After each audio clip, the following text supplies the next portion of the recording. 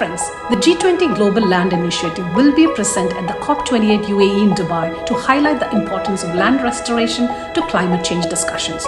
We have lined up a series of side events between the 1st and 10th December 2023, scaling up land restoration to 1 billion hectares, unlocking financial pathways for tropical forest restoration, private sector participation in global mine restoration activities, the importance of integrating land restoration in schools, indigenous perspectives on land restoration are just some of the topics we have curated for you at our Land Restoration Hub. If you are in Dubai, please join us at the Land and Drought Resilience Pavilion, stand 205 TA4 in the Blue Zone. And if you're not traveling to Dubai, don't worry, we have you covered. You can watch us live on our YouTube channel. Please register at the www.g20land.org. See you in Dubai.